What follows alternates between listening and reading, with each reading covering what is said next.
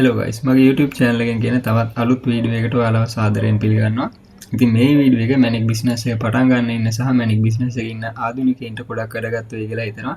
ඉතින් මේ වීඩියෝ එකෙන් මම ගේන්නේ මැනික් බිස්නස් එකේදී ඔයාලට ඕනෙම කරන ඔයාලා මැනික් පොලකදී හරි පතල් පොලකදී හරි මැනික් බලන්න පාවිච්චි කරන්න ඕනේ ටූල්ස් ගේ. අද වෙනකොට නවීන තාක්ෂණයත් එක්ක මේ මැනික් ව්‍යාපාරය තුල ගොඩාක් ටූල්ස් අපිට බලා ගන්න පුළුවන්. නමුත් මෙතන මේ නවීන ටූල්ස් ඔක්කොම අපිට ප්‍රායෝගිකව මැනික් පොලකදී හෝ පතල් පොලකදී මැනික් මිලදී ගැනීමේදී භාවිතා කරන්න පුළුවන්ද කියන එකේ ගැටලුවක් තියෙනවා. ඉතින් මේ ටූල්ස් ගොඩාක් අතරින් අපිට ප්‍රධාන වශයෙන්ම අවශ්‍ය වෙන ටූල්ස් කිහිපයක් තියෙනවා.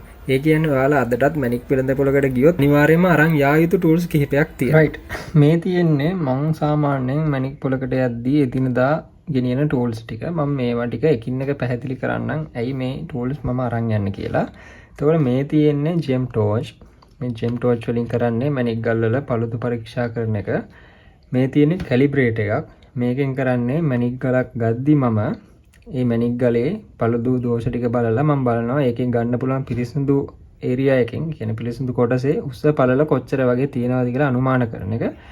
මේ තියෙන ස්පිනල් කාඩ් එකක්. මේකෙන් බලන්නේ ඔය රෙයා ගල් ඔයාලා තියෙනවද දන්නේ නැහැ. ටාෆයිට් කියලා රෙයා ගලක් තියෙනවා. ඒතකොට සාමාන්‍යයෙන් අපි කිරින්චි ගලක් අරගෙන මේක හරහා ලයිට් එකක් යවලා මේ විදිහට ගල මැදර කරලා මෙහෙම රොටේට් කරද්දී මේ ගල නිමි නිමිපත් වෙනවා. ඒ කියන්නේ සාමාන්‍ය අංශක 45ක් රොටේට් කරද්දී මේ ගලේ පොඩි අඳුරු ගතියක් එනවා. ඊට පස්සේ තව අංශක 45ක් රොටේට් කරද්දී එළිය එනවා. ඒ වගේ අන්න ඒ වගේ දුර්ලභ රෙයා ගල් පරීක්ෂා කරන්න තමයි මේ ස්පිනල් කාඩ් එක යූස් කරන්නේ. ඊට පස්සේ මේ තියෙන ස්කේල් එකක්. මේ ස්කේල් එකෙන් කරන්නේ මැනික් ගලක බර බලන එක. සාමාන්‍යයෙන් අපි මැනික් ගල බර බලන යුනිට් එක තමයි ක්‍රාත් කැරට් වේට් කියන එක. ඊට පස්සේ මේ විදිහට මේක සාමාන්‍යයෙන් අඩු මුදල කරගන්න පුළුවන් ඩිජිටල් ස්කේල් එකක්. එක එක සාමාන්‍ය හොඳ ඇකියුරේට් ගන්න පුළුවන් කියන්නේ මේක සාමාන්‍යයෙන් 0.5න් 5ට තමයි බර කැල්කියුලේට් කරනවා කියන්නේ. සාමාන්‍යයෙන් 3න් 3ට ඒ වගේ හොඳම ඇකියුරේට් සාමාන්‍ය ගෝල්ඩ් හැම කිරණ තරාදි තියෙනවා.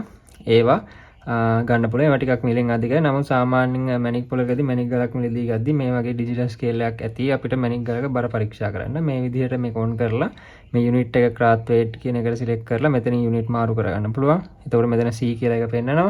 ඊට පස්සේ මේ විදිහට මැනික් ගල මෙහෙම තිබ්බයින් පස්සේ ඒකේ බර පෙන්නනවා. මෙතන මේ මැනික් ගලේ බර පෙන්නනවා. කැරට් 5.95ක් විදිහට. ඊට පස්සේ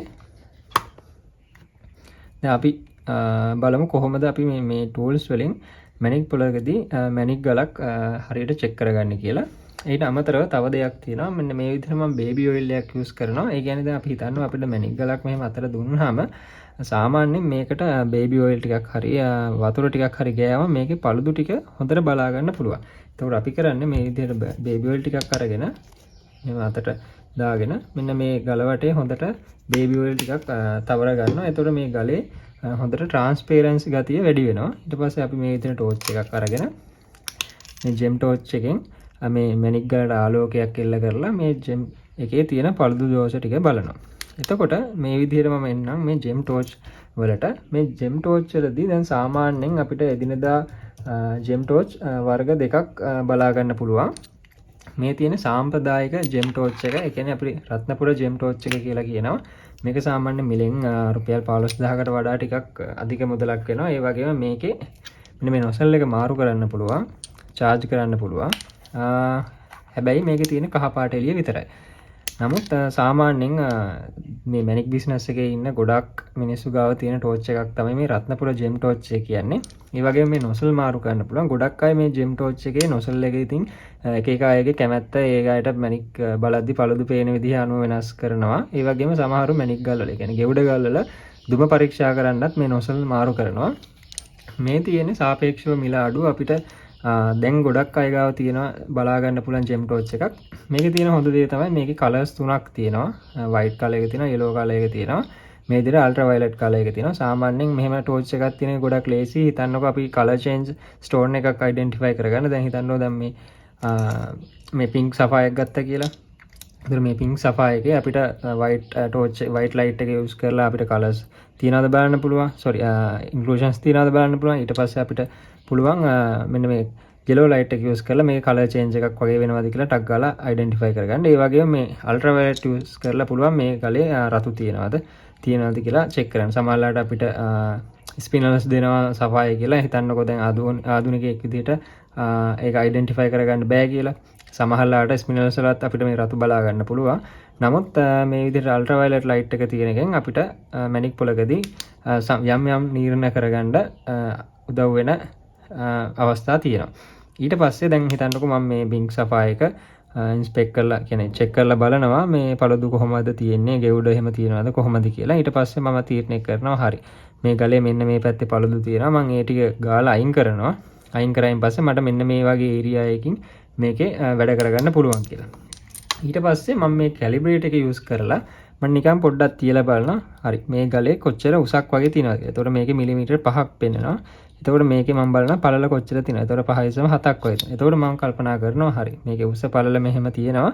එතකොට මට මේකේ සාමාන්‍යයෙන් මොන වගේ කට් එකක්ද මේකට යන්න පුළුවන්. ඒ වගේ කට් එකක් ගියොත් මට කොයි වගේ බර ප්‍රමාණයකින් ලයිට් ලීක් නැතුව හොඳ උසකට මැණික් ගලක් කපාව පදා ගන්න පුළුවන්ද කියලා. සාමාන්‍ය මේ කැලිබ්‍රේට් එක යූස් කරන්නේ මැණික් කපන අය තමයි. එතකොට ඒගොල්ලෝ කරන්නේ මේ මැණික් ගල කට් කරද්දී එක ඇන්ගල් වලට තියලා බලනවා මේකේ උස පළල ඒවා සමානව තියෙනවද කියලා. නමුත් මම සාමාන්‍යයෙන් රෆ් ගලක් මිලදී ගද්දිත් කැලිබ්‍රේට් එක යූස් කරනවා.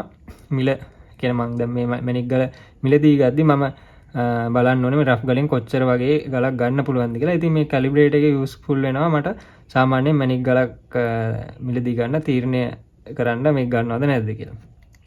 ඊට පස්සේ තව මං ගාව මෙතන නැති ටූල්ස් කිහිපයක් තියෙනවා.